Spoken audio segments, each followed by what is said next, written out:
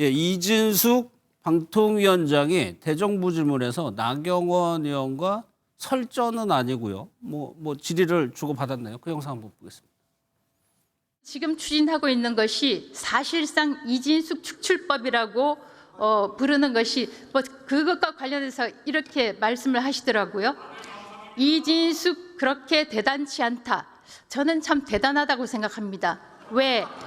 대단히 큰 방해꾼이라고 생각합니다. 왜냐하면 제가 민주당 의원들의 사퇴 요구에 따라서 물러났다면 저는 방송미디어통신위원회 설치법 저는 없었으리라고 봅니다. 수고하셨습니다. 들어가시죠. 예, 감사합니다. 나경원 의원님, 대정부질에 만들면 안 됩니다. 그래서 이의를 지킵니다. 뭐 하는 겁니까? 저 장면이 참 특이한 장면입니다. 지금 이재명 대통령이 취임한 지 한참이 됐는데 전임 장관급 인사가 나와서 야당 의원이 질의자로 나와서 어떻게 보면은 자신의 입장을 대변한 거거든요. 그래서 저는 조금 본질을 벗어날 수는 있겠지만 좀 법으로 좀 정비를 해가지고 예.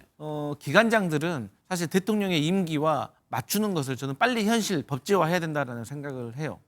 물론 이제 뭐 감사원장이라든지 뭐 어떤 독립적 권익위원장이라든지 이런 분들은 좀 다를 수가 있겠지만 예. 자 그러면 어제 있었던 얘기에 대해서 말하면 저는 이런 말씀을 좀 드리고 싶습니다.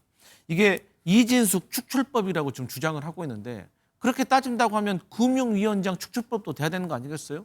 금융위원회도 사실상 해체되고 금융감독위원회로 통합이 되는 거 아니겠습니까? 그러면 이것도 금융위원장 뭐 축출법이 되어야죠. 근데 왜 그런 얘기는 안 하는 거죠?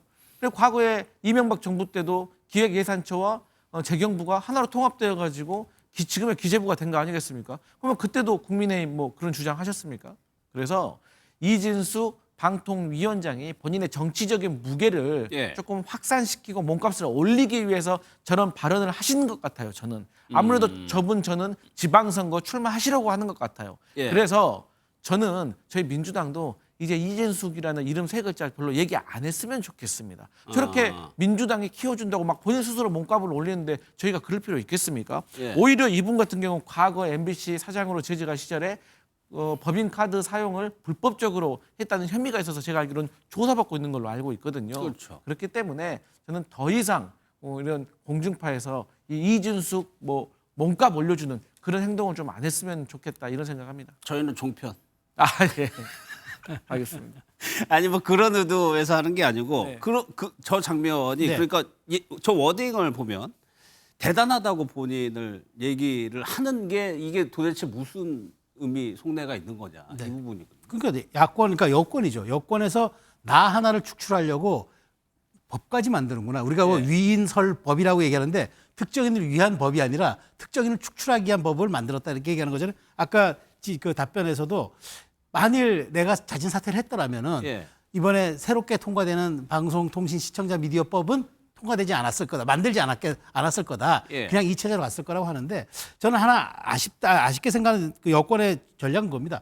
차라리 정권이 바뀌었으니까 위원장은 이준숙 위원장이 하더라도 대통령 몫으로 그 지원할 그 지명 여권 몫이 3명이고 야권 몫이 적거든요. 예. 그렇기 때문에 그렇게 해서 정상화를 시킨 다음에 해도 될 일이었는데 정상화에 대한 시도는 하지 않고 바로 그냥 이번 그 방송통신위원회를 사실상 해체시켜버리고 새로운 법을 만들어서 어떤 기관을 만드는 거잖아요. 근데 또 거기에는 이제 인원을 좀 더 늘려가지고 이제 7인 체제로 가는 건데 저는 그래서 이게 해보지도 않고 그다음에 시도해보지도 않은 채 빨리 이제 축출해낸 다음에 여권이 맞는 대로 방송 지형을 정책을 만드는 그런 기관을 만들겠다고 하는 게 네. 이게 과연 온당한 건지. 그러니까 저는 여기에서 이진숙 위원장의 존재감이 커진다 안 커진다를 떠나서 여권이 이렇게 말하자면 이진숙 위원장에 대해서 공개적으로 타겟을 하는 순간 굉장히 이진숙 위원장이 맞받아치면서 스스로 몸값을 좀 키우는 원하든 원치 않았든 그런 구도가 형성된 점에 대해서는 여권이 이게 온당한 전략이었는지 한번 저는 되짚어볼 필요는 있다고 봐요.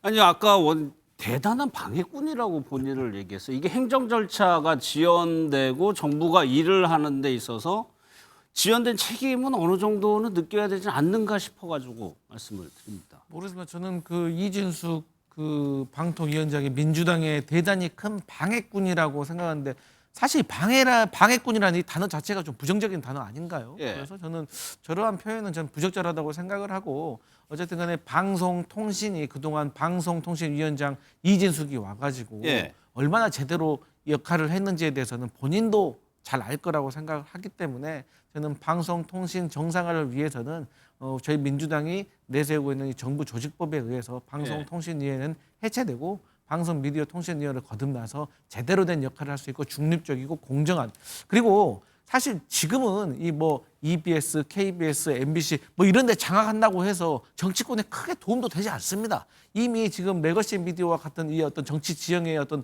언론의 지형 많이 변화가 변했죠. 있기 때문에 예. 저는 여기에 대해서도 사실 우리가 목맬 필요도 없다. 저는 예. 그런 생각합니다. 하나 더 여쭤볼게요. 경찰에서 오늘 이르면 이제 법카 사적 유용 의혹으로 검찰에 송치를 네. 했어요. 그러면 지방선거 뭐 가능성이 높은 상황에서 이게 검찰 송치하고 검찰이 기소하고 재판을 받게 되면은 출마하는 데는 아무 지장이 없나요? 출마는 지장이 없죠. 그러니까 3심까지 확정돼야 이제 그러니까 무죄 추정의 원칙이 있기 때문에 이제 예. 이걸 가지고 뭘 할 수 없는데 공천을 주기가 좀 어렵겠죠. 왜냐하면 우리가 지금 의원이 이제 어떤 그 1심에서 유죄를 받으면 탈당을 하잖아요. 그러면서 하는 예. 얘기가 당신이 3심에서 무죄까지 받아서 돌아오면 우리가 다시 복당시켜 주겠다 이렇게 얘기하는데 이렇게 1심에서 물론 무죄 추정의 원칙 때문에 설령 이제 유죄, 그러니까 1심 유죄가 나온다고 하더라도 이걸 과연 공천을 주느냐 이거는 이제 사실 그 지도부의 판단 여부라고 봐요. 왜냐하면 그 물론 뭐 대구시장 출마한다는 걸 전제로 했을 때 당선 가능성이 높은 지역에 이렇게 해줘서 당선이 됐는데 만일 3심에서 유죄로 나와서 직을 박탈될 경우에는 예.